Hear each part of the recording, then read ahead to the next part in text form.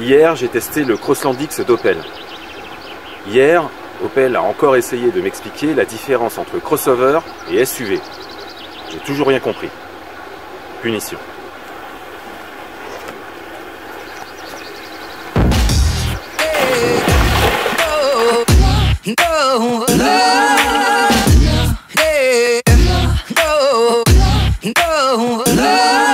Donc, qu'est-ce qu'on avait d'autre à dire sur cette voiture? Dans l'esprit crossover, je dirais que c'est un crossover. Là, pour une fois, il n'y a pas de doute possible. On a même fait un petit peu de tout terrain sur des gros cailloux. Oui, mais ça, c'est pas...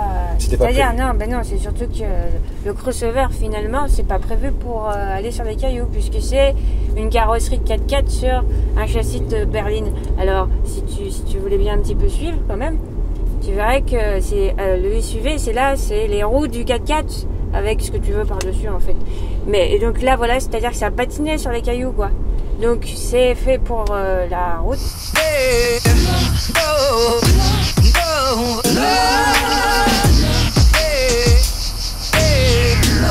Bienvenue en Provence, il fait chaud effectivement, les cigales et les grillons s'en donnent à cœur joie et nous sommes ici pour la présentation du tout dernier modèle d'Opel, le Crosslandix, un modèle avec lequel la marque au Blitz, la marque à l'éclair comme on dit en Allemagne, compte bien aller gagner des parts de marché sur le très juteux marché donc des crossovers urbains. Un marché des crossovers urbains très juteux où on compte déjà bien sûr Renault Captur mais aussi Fiat 500X, Jeep Renegade, Kia Soul, Ford EcoSport mais également Peugeot 2008 et Citroën C3 Aircross avec ces deux modèles du groupe PSA, et bien sachez que ce Crosslandix d'Opel partage exactement la même plateforme mais aussi le même moteur et puis la même boîte de vitesse. Là en l'occurrence pour ce qui nous concerne il s'agit d'une boîte automatique 6 rapports. À partir du lundi 26 juin 2017 le Crosslandix d'Opel sera commercialisé dans deux finitions, édition et innovation. C'est justement cette édition innovation qui nous est prêtée là à partir de 22 950 € avec tout plein d'options, vous le verrez un peu plus tard, c'est justement la force du Crosslandix.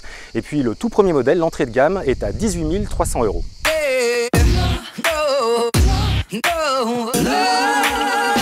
Hier, j'ai dit qu'il y avait deux finitions pour le nouveau Crosslandix d'Opel. Eh bien non, il y en a trois. Édition, innovation, ultimate. Punition.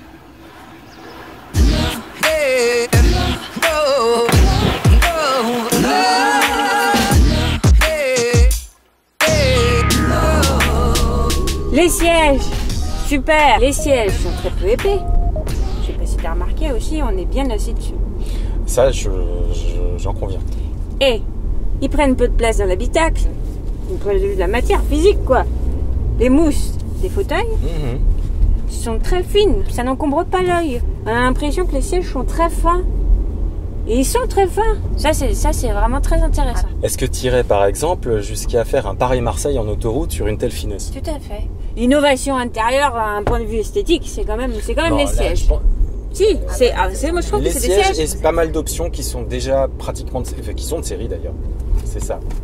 Oui, bah vas-y, refais la liste des options. Là. Moi j'essaye de dire des trucs qui sont pas dans la notice. Ouais, vas-y, essaye pas de me couper la conversation.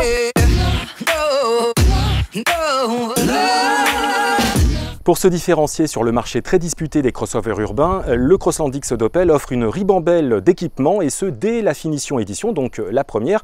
Vous y retrouvez par exemple les systèmes de sécurité passifs bien connus comme l'anti-brouillard, l'allumage automatique des feux ou encore les feux avant LED, mais aussi les systèmes de divertissement bien connus que sont Android Auto et CarPlay d'Apple et puis surtout le fameux Opel OnStar. C'est ce système qui vous permet depuis déjà 2 ans sur certains modèles de la gamme Opel de pouvoir effectuer les appels d'urgence. Mais la nouveauté cette fois-ci avec le Crosslandix, c'est que vous aurez également un service de conciergerie. Et oui, on voit ça en général sur des modèles de bien plus haut de gamme. Et puis vous avez également le Wi-Fi qui est à disposition pour l'ensemble des passagers. Au début, c'est gratuit et après, c'est sur abonnement. Dans la finition innovation, donc celle-ci à 22 950 €, dans toutes les options que l'on retrouve déjà dans la finition édition, on a en plus la caméra de recul 180 degrés, les vitres latérales et la lunette arrière surteintée. On retrouve également la climatisation automatique bizone et je peux vous assurer que par ce genre de température, ça marche bien, fait chaud. Et les jantes alliage 17 pouces. On pourrait juste regretter, s'il fallait regretter quelque chose, que l'affichage tête haute soit en option, mais bon, c'est 350 €. Donc, qu'est-ce qu'on n'a pas dit encore sur cette voiture? Le tableau de bord. Bon, on peut en parler aussi du tableau de bord, ça fait jamais de mal, puisqu'on l'a souvent dans les dents. Cependant, il est assez sobre, mat, gros progrès hein, depuis les années 80. C'est épuré, hein. Ouais, c'est épuré, c'est chouette, ça fait pas peur. L'écran du GPS est un petit peu incliné vers le conducteur, ce qui doit être plutôt confortable. Je sais pas, le conducteur est très concentré sur la route, donc il prend pas forcément le temps de me répondre, ce qui est plutôt une bonne nouvelle quant à sa qualité de conduite. Bonjour Thibaut. Bonjour. Tu es designer extérieur chez Opel et tu es là donc ici en Provence pour nous présenter le design de Crosslandix, donc ce tout premier SUV dans le segment B de la marque Oblitz. Alors pendant la présentation, pendant la petite conférence de presse, tu nous as expliqué que contrairement à Mokka-X où le design avait été pensé de l'extérieur vers l'intérieur, là pour Crosslandix c'est plutôt de l'habitacle vers l'extérieur. Qu'est-ce que ça change exactement et comment ça se répercute en termes de design dans la voiture ? Alors oui, l'approche vraiment à la base, on a développé très tôt en amont la plateforme. Donc on a travaillé avec les ingénieurs pour maximiser l'espace intérieur, pour garder la modularité et tout le côté pratique du véhicule qu'on voulait plus familial que le Mokka-X. Alors l'impact que ça a, c'est que vers l'extérieur, sur l'extérieur on a des vitrages plus importants, on a une voiture qui est un petit peu plus, je vais dire, qui a moins d'épaules, qui est un peu moins masculine que le Mokka, un peu moins bodybuilder. Il y a eu un gros travail également sur la qualité perçue, particulièrement à l'intérieur, c'est vrai qu'elle est particulièrement bien finie. Quel a été le cahier des charges par rapport à ça ? Mais on voulait clairement se démarquer par rapport à la concurrence sur ce point-là, et donc on a fait également on a beaucoup travaillé le choix des matériaux et on a attaché beaucoup d'importance à l'assemblage, surtout le mobilier. On voit très bien que la planche de bord, tout ce qui est les jeux, etc. sont extrêmement réduits au minimum pour transmettre cette sensation de qualité et de bien-être. On a ajouté des matériaux moussés sur le haut de planche, sur les panneaux de porte, et tout ça, ça participe à cette atmosphère générale. Il y a un élément, j'ai cru comprendre, auquel tu tenais particulièrement et dont tu étais fier aussi, sont les feux arrière. Est-ce que tu peux nous raconter l'anecdote ? Alors les feux, c'est venu très tôt dans les premiers croquis, dans les premiers sketchs. Ouais. Et j'ai dû me battre vraiment tout le long du projet pour pouvoir les conserver dans la forme qu'on voit aujourd'hui. Et le feu, c'était vraiment un sujet, je vais dire, de débat en permanence sur le projet, parce que voilà, il y a plein de métiers qui se rencontrent à cet endroit-là. Il y a les gens de la tôlerie, les gens de l'aérodynamique, parce que le feu participe énormément à l'aéro de la voiture. Quand on a le résultat final, pour le designer, c'est toujours sympa de se dire ok, l'idée principale est là et elle n'est pas dénaturée. Alors dans la conférence de presse hier, j'ai entendu quelques adjectifs pour qualifier donc Crosslandix. J'ai entendu par exemple élégant, fluide, sobre et également stylé. Parmi ces quatre-là, si on avait deux qu'il fallait retenir? Je dirais stylé, j'aime bien parce qu'il a un côté très fashion, je pense. Ça fait Jones. Voilà.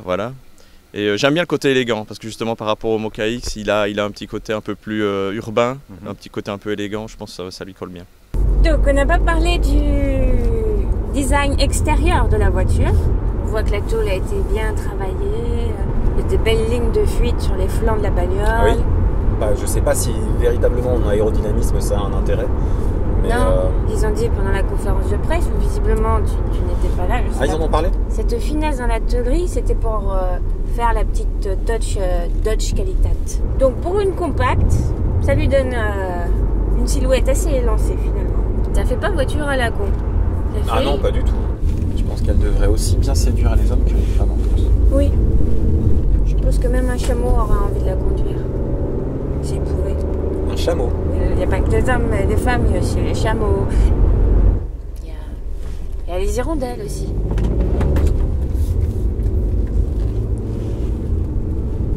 Tu disais les hirondelles, c'est ça ?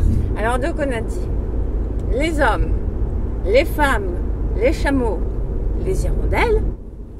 J'adore cette voiture. Qui d'autre pourrait conduire cette voiture? Les arbres. Mais alors là, il leur faudrait des bras. Parce qu'encore, les hirondelles, elles ont des ailes, alors elles peuvent se... Alors en précision, il est 10h07 et je vous assure qu'il n'y avait pas d'alcool au petit déjeuner. Non, il y avait du jambon. Merci Opel. Opel, c'était au poil. Bon alors, comment tu la trouves cette voiture? Franchement, bien. Elle est agréable à conduire. Elle n'est pas prétentieuse, mais elle a son caractère. Si je devais acheter une voiture thermique, j'y penserais. Ah oui, c'est vrai qu'elle est thermique. Mais elle est bien. Moi, à mon avis sur cette voiture... Punition!